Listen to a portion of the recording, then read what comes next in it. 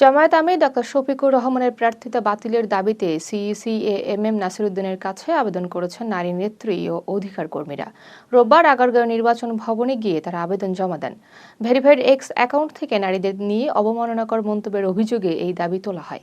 তারা বলেন, হ্যাকিং দাবি বিশ্বাসযোগ্য নয়, কারণ কোনো নিরপেক্ষ তদন্ত বা প্রমাণ প্রকাশ হয়নি।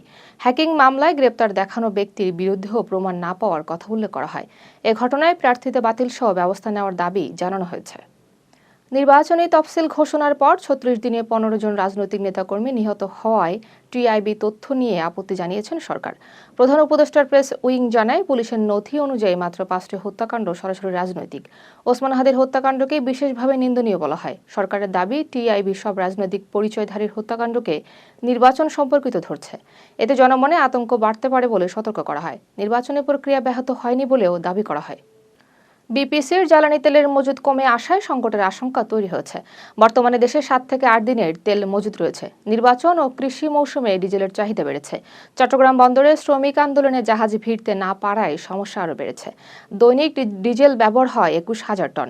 তবে বিপিসি বলছে, নির্ধারিত সময়ে জাহাজ এলে সংকট কেটে যাবে।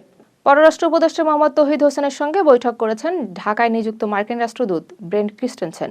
রোববার পররাষ্ট্র মন্ত্রণালয়ে এর সাক্ষাৎ হয়। এর আগে তিনি পররাষ্ট্র সচিবের সঙ্গেও বৈঠক করেন। বৈঠকে দ্বিপক্ষীয় স্বার্থ সংশ্লিষ্ট বিষয় নিয়ে আলোচনা হয়।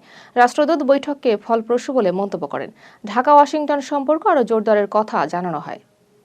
পাকিস্তান থেকে ওয়াগন ও বগি কেনার আগ্রহ দেখিয়েছেন বাংলাদেশ। বাংলাদেশি প্রতিনিধি দল পাকিস্তান রেলওয়ের কারখানা পরিদর্শন করছে। মুঘলপোড়া ওয়ার্কশপে প্রযুক্তিগত সক্ষমতা দেখানো হয়। পাক রেলওয়ে জানিয়েছে, তারা ইতিমধ্যে কয়েকটি দেশে সরবরাহ করেছে। বাংলাদেশের বিশেষজ্ঞ দল আবারও সফর করবে। এই উদ্যোগ দ্বিপক্ষীয় সম্পর্ক জোরদার করবে বলে আশা করা হচ্ছে।